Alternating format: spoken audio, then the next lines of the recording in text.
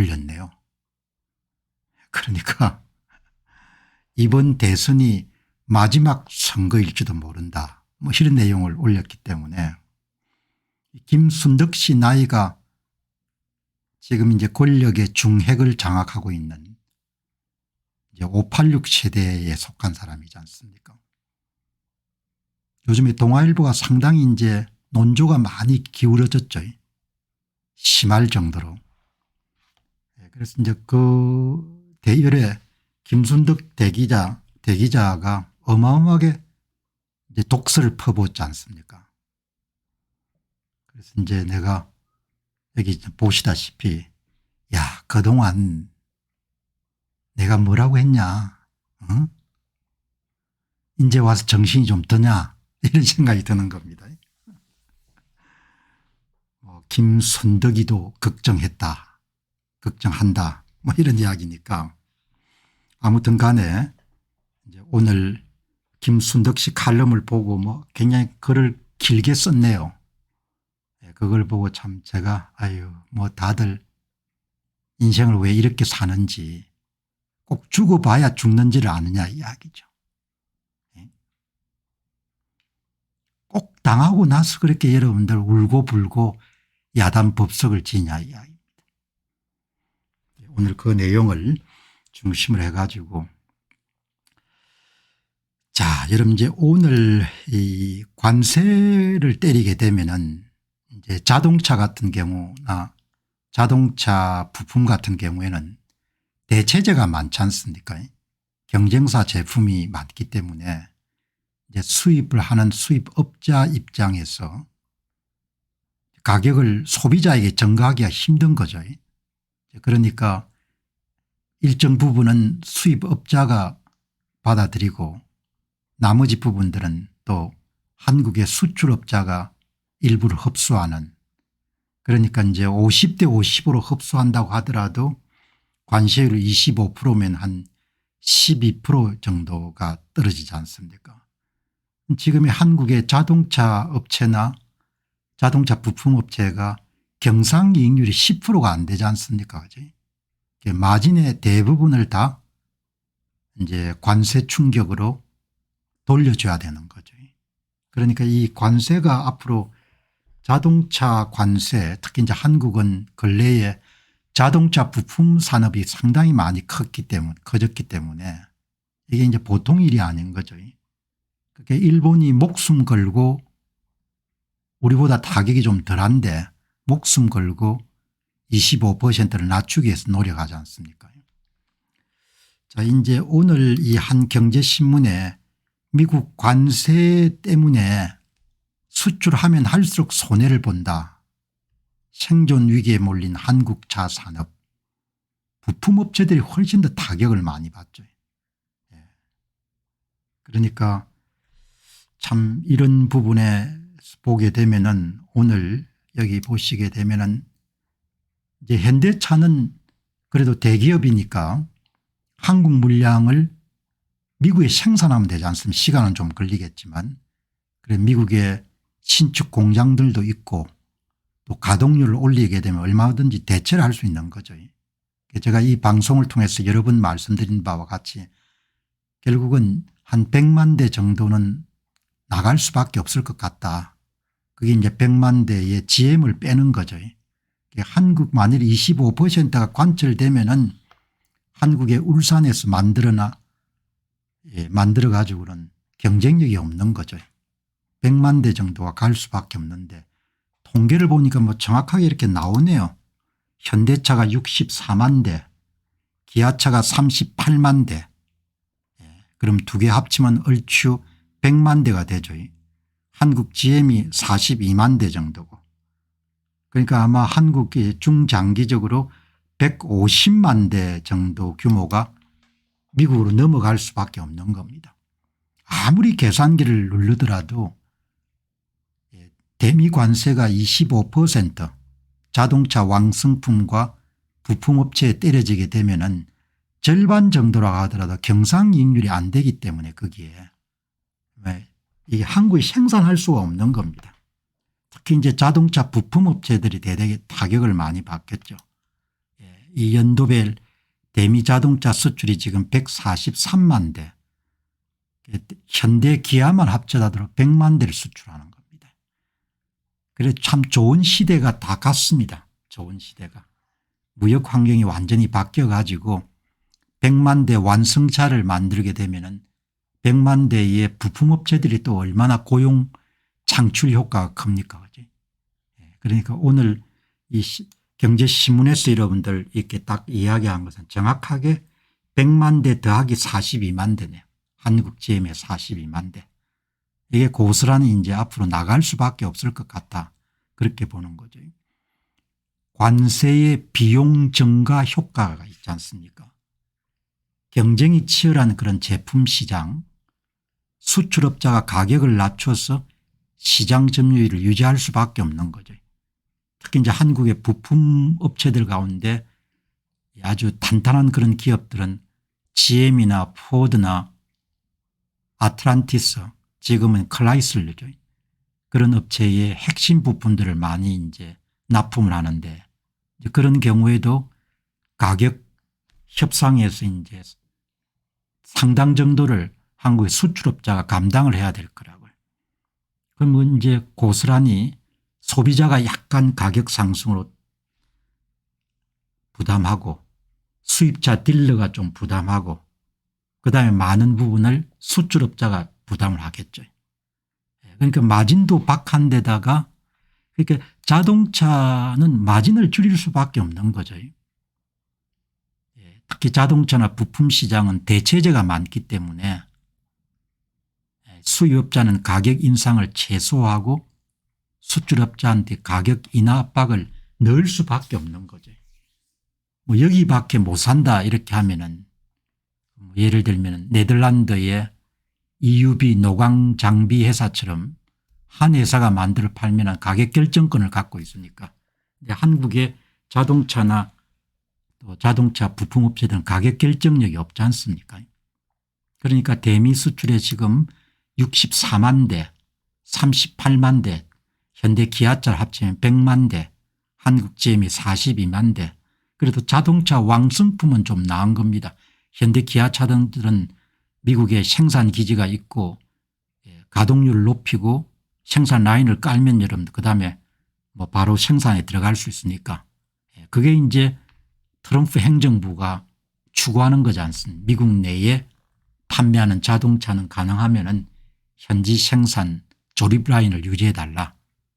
이렇게 이제 지금 되는 거니까 지금 이제 정치 그런 일정 때문에 모두가 이제 거기에 다 몰입돼 있지만 참 보면은 뭐 한 지난 한 80년을 통해 가지고 무역 환경 가운데서 가장 극적인 변화가 지금 이제 일어나고 있는 거죠. 특히 이제 자동차 부품 업체들이 타격이 굉장히 심할 것 같아요. 자동차 부품 업체들이 현대 기아차가 이런 성장하면서 많이 컸습니다. 중견기업도 있고 대기업들도 있고 대미 수출이 82억 2천만 달러. 자동차의 부품이 여러분들 자동차 산업에서 차지하는 부품이 36.5%네요. 완성차가 64% 그리고 부품이 36.5% 굉장히 큰 비중입니다. 한국이 진짜 탄탄한 여러분들 부품업체들이 많거든요. 전체 수출에서는 32% 정도를 차지하네요. 그러니까 참 이제 뭐 이 경영 상태 보면 뻔히 나옵니다. 관세 25%를 감당할 수 없는 거죠. 절반도 감당할 수가 없고 3분의 1도 감당하기 힘든 겁니다. 25%에 3%란 것은 한 8% 정도를 하는 건데 경상이익률이 8% 나오는 회사가 그렇게 많지가 않습니다. 여기 한번 보시기 바랍니다. 한국의 코스피 상장 기업들이 경상이익률이 5에서 10%입니다.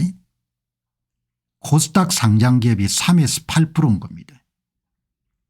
그러니까 관세라는 것은 기본적으로 매출액 대비이기 때문에 3분의 1을 한국 수출업체가 담당하더라도 8%인 거죠.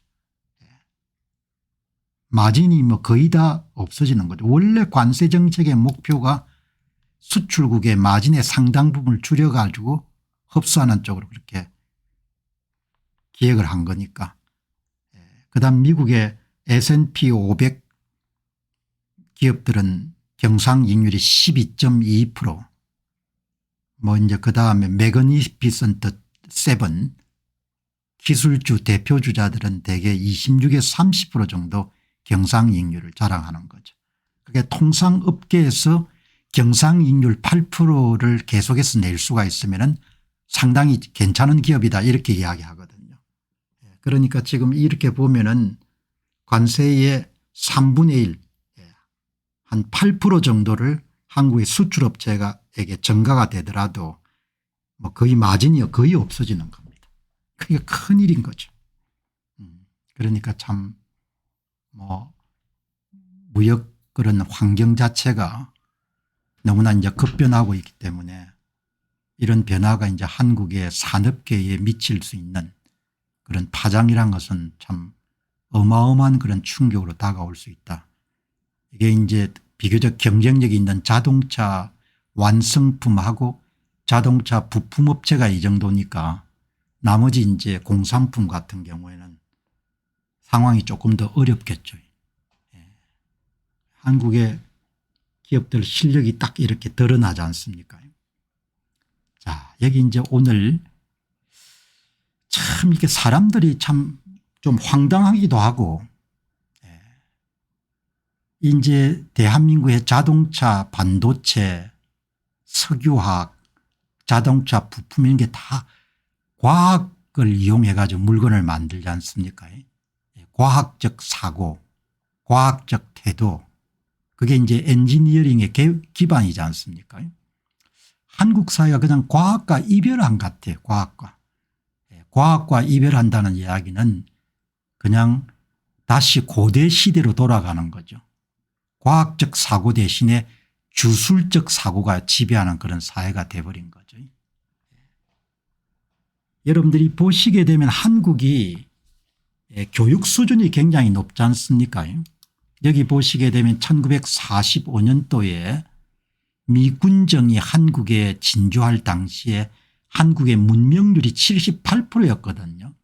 그 미군정이 이제 1948년도 5월 10일 총선을 하기 위해 가지고 야간 학교를 전국에 수천 개 만들지 않습니까?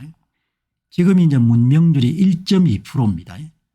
한국의 대학 진학률이 93% 정도까지 되는 겁니다. 93%. 한국의 교육 수준이 굉장히 높은 겁니다. 그런데도 과학적 사고를 하는 것이 그렇게 여러분 익숙지 않은 겁니다. 교육이라는 것이 비판적 사고를 키우고 뭔가 여러분들 속지 않고 사기 당하지 않고 그렇게 여러분들 올바른 판단을 할 수 있도록 돕는 건데 한국 사람들이 어떻게 이렇게 과학적 사고 그러니까 합리적 사고가 전혀 안 된다는 이야기는 조금 문제가 있고 너무나 이렇게 선전선동에 잘 놀아나고 스스로 생각하는 힘이 너무나 이렇게 줄어드는 거예요. 이걸 보면 아무리 봐도 이런 교육을 어떻게 받았는지 문명률이 이렇게 낮고 지금 40, 50 세대들은 거의 전부가 대학을 나왔는데 사물이나 현상을 볼 때 옳고 그름을 과학적 사고를 거의 못하는 겁니다. 그러니까 참 제가 그냥 딱하기도 하지만 그게 얼마나 공동체의 앞날에 영향을 미칠 것인가라는 생각이 드는 거죠. 그럼 내가 아침부터 왜 이렇게 뜬금없이 이야기하냐. 오늘 여러분들 방송을 준비하다 보니까 중앙일보에 여기에 이런 게 나오는 겁니다. 여기 보니까 뭐가 있는 거 하니까 여기에 사전 투표함 24시간 CCTV 감시 이렇게 CCTV를 감시하는 걸 이 많은 걸 뭐 누가 어떻게 알겠습니까? CCTV가 제대로 작동된다고 내가 믿지만 이걸 뭐 누가 이게 가가지고 과천시 중앙선관위 직원이 투표함 보관 장소의 CCTV 화면을 확인하고 있다는 건데 이걸 누가 가서 이걸 보겠습니까?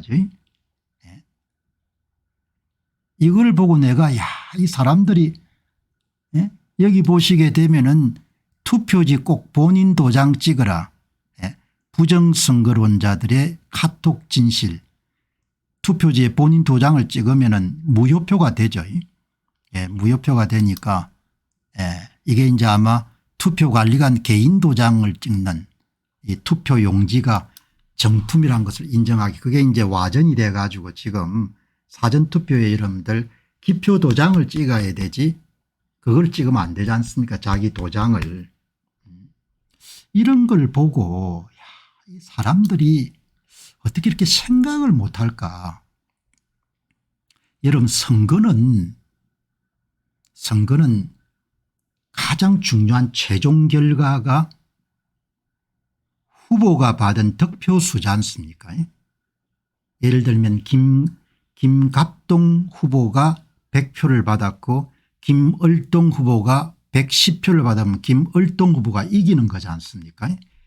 투표의 모든 과정 뭐 CCTV를 촬영하든 투표관리관 도장을 찍든 마지막에 모든 투표의 정점 최종 결과물은 몇 표를 받았냐는 숫자거든요. 숫자. 구체적으로 후보가 받은 득표수라는 숫자입니다. 넘버 숫자거든요. 그 숫자를 검증해 보면 되지 않습니까? 그 숫자를 검증을 안 하겠다는 거 아니에요. 모든 중앙의 절차를 CCTV를 촬영하고 여러분들 경찰관을 따라 붙이고 그거는 다 사족이고 선거가 끝나게 되면 맨 마지막에 선관위가 발표한 후보의 득표수가 최종 결과물이고 최고의 결과물인 거죠. 그거를 검증하게 되면은 선거를 오디터 검증을 할 수 있는 겁니다. 그걸 안 하겠다는 거 아니에요. 그걸 안 하고 그다음에 뭡니까 이렇게 CCTV를 하니까 우리가 얼마나 열심히 잘하고 있습니까? 이런 이야기를 하는 거지 않습니까? 사람들이 어떻게 생각을 못하냐 이야기, 내 이야기는. 한 30분이면 검증 가능한 투표의 선거의 최종 결과물인 숫자를 검증하는 일을 5년 동안 여러분들 뭉개고 또 선거를 하는 거지 않습니까? 그죠? 예.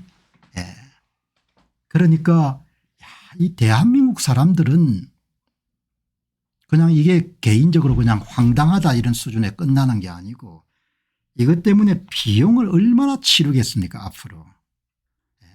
이제 와가지고 여러분 동아일보의 대기자인 김순덕 대기자가 이게 마지막 선거가 될 수도 있다 이런 이야기를 하지 않습니까? 몰랐냐 그런 생각이 이만큼까지 나오는 겁니다. 여러분 가장이 돼 가지고 살면은 무지하거나 방심하게 되면은 사기를 당하지 않습니까? 사기를 크게 당하고 나면은 그 사기를 복원하는데 세월이 어마어마하게 걸리지 않습니까? 한국 사람들은 다 똑똑하고 또 프라이드도 강하고 교육도 잘 받은 사람이 많고 그렇지만 진짜 정직한 사고, 과학적 사고, 합리적 사고가 너무나 여러분들 그냥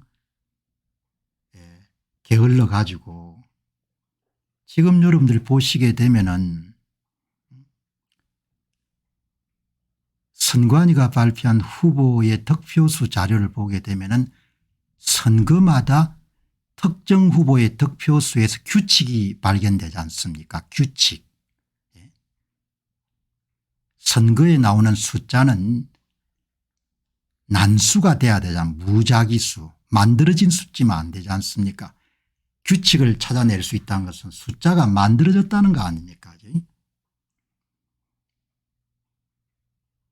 투표자라는 그런 모집단에서 4박 5일 사이를 두고 사전투표 표본 집단이 나오고 그다음에 4박 5일 뒤에 당일 투표 표본 집단이 나오면은 선거는 표본의 수가 크기 때문에 특정 후보의 사전투표 득표율과 당일 투표 득표율이 같거나 일치해야 되지 않습니까? 그게 10% 20% 이렇게 차이가 나지 않습니까? 그 문제를 여러분들 얼마나 심각하게 받아들이는 사람들이 한국 사회에 적지 않습니까? 그걸 가지고 음모론이라고 여러분들 그냥 큰 소리 치는 사람들이 신문이 다 그걸 또 여러분들 선전선동을 하는 것이고, 선거가 여러분 어떻게 음모론의 대상이 될 수가 있어요. 선거는 숫자고 숫자는 과학의 대상이지 않습니까? 숫자를 검증을 안 해보려고 하는 거지 않습니까? 숫자를 5년 동안 숫자 검증 결과를 이야기해 주더라도 한마디도 안 하고 모두 다 깡그리 여러분들 뭉개는 거지 않습니까? 그 결과가 앞으로 어떻게 되겠습니까? 오늘 방송 보시는 분들도 참 제가 이런 이야기하기 좀 뭐하지만 참 깝깝하게 된 겁니다. 어마어마하게 깝깝하게 된 거죠. 물론 지금도 공 박사가 여러분들 좀 생각이 삐뚤어져가 저런 이야기를 하는 모양이다 이렇게 생각하는 사람도 있을 겁니다. 정치하는 사람들은 이익 때문에 자기의 주장을 여러분들 왜곡할 수 있는 소지가 있지만 저 같은 사람은 그런 동기가 없지 않습니까? 출세를 하기 위해 가지고. 선거가 숫자인데 숫자 검증 한번 해보려고 하지 않고 숫자 검증을 5년 동안 제시해도 전부가 입을 다물고 있다가 지금 와가지고 좀 큰일 날 것 같다 뭐 이렇게 이야기하니까 대책이 없는 거죠. 한국 사람들은 엄청나게 똑똑한 겁니다. 교육을 여러분들 중학교 고등학교로 왜 받습니까? 교육이라는 것이 결국은 과학적 사고와 과학적 태도를 통해 사기 안 당하려고 받는 거지 않습니까? 그런데 뭐 그냥 그렇게 본인들이 한 결과로 얼마나 앞으로 여러분들 비용을 치르게 되겠습니까? 여기 이게 여러분들 어제인가 그제 제가 방송한 투표자 수 몇 시간 공개하겠다 뭐 이런 이야기도 얼마나 허황됩니까? 투표자 수 공개하는 것이 진짜인지 가짜인지 어떻게 알겠어요? 재외국민투표 여러분들 투표율이 80%인데 세상에 80% 투표율이 나오는 경우가 어디 있습니까? 미국 같은 시카고 공간에서 하게 되면 미국이 얼마나 넓습니까? 일리노이 주에 있는 모든 사람 10명 가운데 8명이 여러분들 그 바쁜 사람들이 다 시간 내가 시카고 공간에 가서 투표한다는 이야기입니까? 전통적으로 재외국민투표는 손을 많이 대왔지 않습니까? 대개 50% 정도 손을 댄 거죠. 진짜 가짜 진짜 가짜 진짜 가짜 이렇게 만들었지 않습니까? 그거 어떻게 하는데 2013년부터 이런 분석해 보면 다 그렇게 나오지 않습니까? 50% 평균 50% 두 장 가운데 한 장이 짜간 겁니다. 제가 근래 뭐 이런 문제 이야기 안 하지만 하도 여러분들 딱 해가지고 앞으로 얼마나 여러분들 자식들하고 고생을 하겠습니까?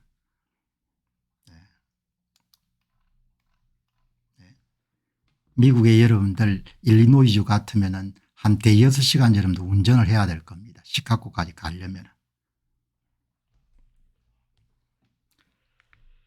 자, 아무튼 간에 뭐 오늘 어떤 신문을 보니까 뭐 영화 대사 가운데 하나가 삶은 선택이다 이렇게 이야기하는 선택이 결과다. 다 선택한 거에 따라 가지고 나오겠죠.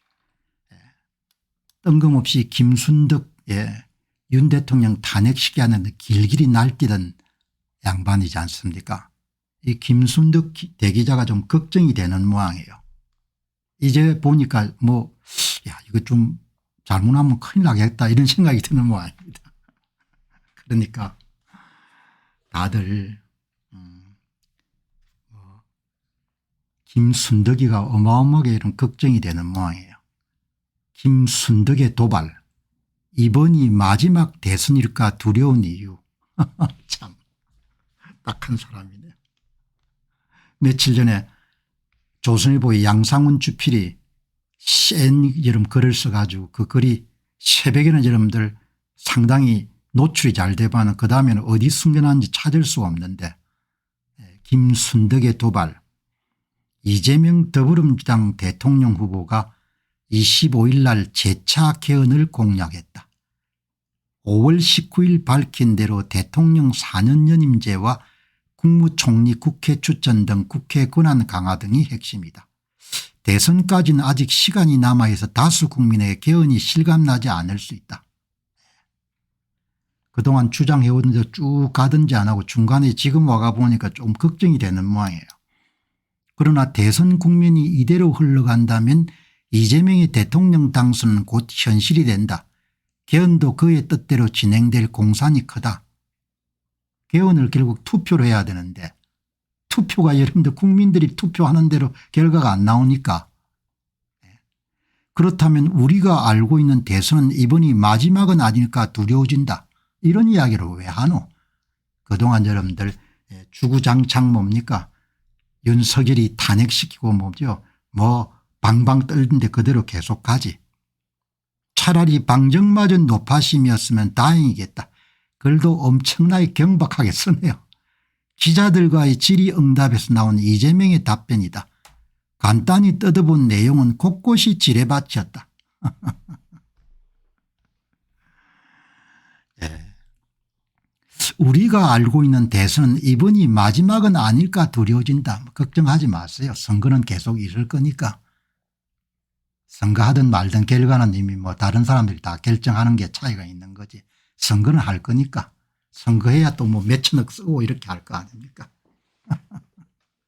그러니까 다른 사람이 이런 이야기를 하게 되면은 뭐 좀 심각하게 받아들이겠지만 웬일로 김순덕 대기자가 이렇게 우리가 알고 있는 대선 이번이 마지막은 아닐까 두려워진다. 이런 뜬금없는 이야기를 할까 그런 생각이 드는 겁니다. 철이 들지 않으면은 그럼 고생할 수밖에 없는 겁니다. 현실을 직시하지 않으면은 그러면 고생할 수밖에 없는 거죠. 어리석으면 고생을 할 수밖에 없는 겁니다. 일어난 사건을 여러분들 일어나지 않았다고 뭉개면은 현실을 오판한 그런 죗값을 치르게 되는 거죠. 내가 김순덕 대기자한테 해주고 싶은 이야기는 우리가 알고 있는 대선은 이번이 마지막은 아닐까 두려워진다. 당신이 알고 있는 대선이 어떤 대선인지 모르겠는데 어쨌든 선거는 형식적으로 계속 치룰 거니까 너무 걱정하지 말라고. 그리고 당신들 각오했잖아. 뭐 벌어놓은 돈도 많은지 모르겠는데 어떤 세상이 펼쳐졌는데 잘 먹고 잘 살 생각이기 때문에 그렇게들 다 주장을 했으니까. 세상의 모든 장기 독재는 연임 제한을 없애는 데 시작된다. 처음부터 연임 제한조차 안 둘 참이었다면 이재명의 4년 연임제는 매우 신박한 전략이다. 연임이고 뭐고 간에 선거 결과가 국민들이 결정할 수 없는 세상이 되면은 뭐 이게 다 사족 같은 이야기인 겁니다. 끝까지 뭐죠. 그냥 두리뭉실 그렇게 글을 쓰는 겁니다. 제발 아니기를 바라지만 개헌 뒤에 치러지는 다음 대선은 지금과는 상당히 다를지 모른다. 이제 철이 좀 드는 모양이에요. 이번처럼 자유롭고 공정하지 못할 수 있다는 의미다. 이번처럼 선거가 자유롭고 공정하 그러니까 말이 안 되는 겁니다. 하고 할 수 있는 말이 없는 겁니다. 하도 어처구니 없어 가지고. 칼럼니스트 수준들이 대부분 다 이게 수준을 못 벗어나니까. 제목에 마지막 대선이라는 도발적 문구를 내건 것도 이 때문이다. TV 토론 사회자로 김어준이 나설 수도 있다. 상권 분립과 법치주의는 이미 무너져 있고 정부는 순치된 언론만 상대하고 있을지 모른다. 인민이 주인되는 포퓰리즘 정부에서는 독립적 언론 및 사법부 등과 충돌한 것은 너무나 당연했다. 이제 뭐 제정신이 좀 들어오는 모양이죠. 늦은 겁니다. 아주 늦은 거죠. 지난 5년 동안 기회가 많았죠. 그 기회를 전부 다 놓친 겁니다. 개헌을 하든 안 하든 간에 국민들이 모든 것을 다 빼앗긴 거죠. 우리나라가 아니고 그들 나라가 돼버린 겁니다. 그거는 인정하고 싶지 않겠죠. 한 분이 이렇게 정확하게 이야기했네. 이 여자가 뒤늦게 앞뒤가 보이나 이제라도 정신 차리고 할 말 해라. 후회하지 말고 292명이 찬성이고 51명이 반대인 겁니다. 지금 와가지고 할 말 해보더라도 별로 효과가 없는 겁니다.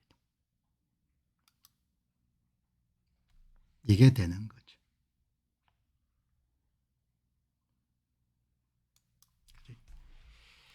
자, 여러분들 오늘 방송 다음 주제 들어가도록 그렇게 하겠습니다.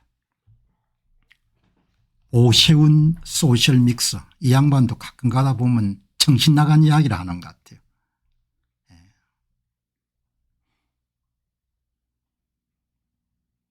이제 아마 강남에 재건축을 하는데 거기다 이제 평수가 큰 거하고 작은 거하고를 소형 임대주택을 섞어서 지어라 이렇게 하는 모양입니다.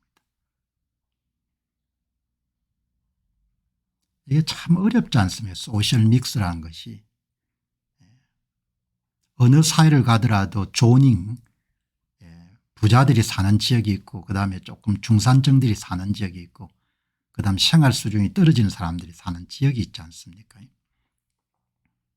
소셜 믹스가 안 되지 않습니까? 사회주의자들이 이렇게 항상 소셜 믹스 같은 그런 이념이나 이론이나 당위에 매달리지만 이게 현실에서 작동이 안 되지 않습니까? 사람들이 끼리끼리 모여 살지 않습니까? 강남에 이런들 아파트를 재건축하는데 재건축하는 그 여러분들 같은 동에 40평짜리 15평짜리 20평짜리 이름 섞어 놓으면은 그게 소셜 믹스로 잘 되겠냐 이야기죠. 15평 사는 사람은 얼마나 스트레스를 느끼겠냐 이야기입니다. 그렇게 철이 없는 겁니다. 그렇게 철이 여러분들 없는 거죠. 오늘 무슨 이야기인가 하니까 아마 오세훈 씨 아이디어인 모양입니다. 임대주택도 한강뷰에 배정하고 갈등 부른 소셜 믹스. 그 핵심이 오세훈 씨 생각이 강남 재건축의 소형 임대주택을 같은 동에 섞어서 지어라는 거죠. 섞어서. 그러면 50평짜리도 있고 30평짜리도 있고 15평짜리도 있고 당위로서는 좋은 아이디어죠. 현실로서는 그렇게 돌아가지 않지 않습니까? 15평 사는 사람들은 얼마나 또 여러분들 상대적 박탈감을 느끼겠습니까? 그러니까 참 오세훈 씨도 철이 없다는 생각이 드는 거예요. 강남 재건축을 지으면은 소형 임대주택을 또 별도의 이름 동해해 가지고 비슷한 형편이 있는 사람도 비슷한 형편대로 그냥 각기 살면 되지 않습니까? 그러니까 이런 걸 보고 참 이 당위하고 현실을 구분을 물론 저하고 또 생각이 다르신 분들 계실 겁니다. 소유주들이 재산권을 상당히 반납한 거지 않습니까? 정부의 소형 임대주택 이름 건설 방안에 대해서 자기 땅의 이름들 자기들이 집을 짓는데 자기들이 갖고 있는 재산권을 일단 좀 양보하는 거잖아요. 정책에 따라 가지고. 그렇지만 함께 여러분들 소형 평소 함께 살게 하게 되면은 상대적 박탈감이 더 심해지지 않겠냐 그렇게 생각하는 겁니다. 그러니까 아마 지금 이렇게 소형 이 소셜 믹스로 갈등을 겪는 그런 재건축 대상지에서 불평들이 많은 모양이에요. 정부 방침이 그러니까 한 동 정도는 소형 임대주택을 이렇게 가지는 것은 뭐 있을 수 있죠. 그렇지만 그걸 섞어 놓으면 여러분 얼마나 또 사회적 갈등이나 심적인 갈등이 심하겠습니까? 그 비싼 강남 땅에 재건축 과정에서 일정한 소형 임대주택을 짓는 것만 하더라도 소유주들의 재산권의 상당 부분을 양보한 거니까 정부 정책에 따라 가지고. 그런데 그걸 함께 살아라. 그게 현실적으로 통하지 않지 않습니까? 그런 게 좋을 것 같다는 생각이 들 수 있을지 모르겠지만 그래도 참 철이 없다. 인간이라는 것이 항상 구분하는 속성을 갖고 있고 한국 사람들 또 좀 더 강하지 않습니까? 끼리끼리 여러분들 구분하는 것이. 그런 본능을 인간적인 본능을 충분히 고려해야 되는 거지. 서울시장이나 된 사람이 뭐 어디서 여러분들 주워 들은 걸 가지고 당연히 여러분들 한 동에 소형 중형 대형을 다 믹서 섞어서 이런 지어야 된다. 이런 발상을 어떻게 하는 건지 정말 내가 볼 때는 기가 찬 거죠. 그리고 또 소형 평수에 사는 사람 입장에서도 한번 생각해 봐라 이야기죠. 안 보면 괜찮은데 매일 이런 엘리베이터에서 50평 사는 사람하고 여러분들 40평 사는 사람하고 20평 사는 사람하고 같이 만난다고 생각해 보시고 얼마나 불편하겠어요. 그러니까 내 생각에는 생각들이 이렇게 여러분들 짧아 가지고 그러니까 참 현실적이지도 않고 실제로 여러분들 도움이 되지도 않고 이런 것을 서울시장이 우겨가지고 지금 이제 한참 밀고 당기는 그런 일들이 일어나고 있다니까 내가 점잖게 한마디 하고 싶은 것은 인간이 본래 구분하는 속성을 타고나는 것이고 상대적 박탈감은 안 보면 좀 치유가 되지만 보면 계속해서 생겨날 수밖에 없는 것이고 같은 동에 소형 임대주택하고 이런 대형 평수를 섞어 놓으면은 소형 임대주택에 사는 사람이 얼마나 이러면 힘들겠냐 이야기죠. 좀 생각 좀 하고 살아라 오시오냐 이런 생각이 드는 겁니다. 내하고 동갑내기인데 좀 사람 생각하고 살아라. 그 사람들이 얼마나 힘들겠냐 이야기죠. 매일 여러분들 엘리베이터에서 만나야 되니까. 자 여러분 한국 이야기하면 항상 좀 답답한데 이제 방향을 여러분들 틀어가지고 세계로 나가겠습니다. 세계 문제. 자 여러분 오늘 하버드에 트럼프 대통령이 이제 초강수를 둔 거지 않습니까? 그런데 이제 이번에 또 내놓은 강수는 연방정부의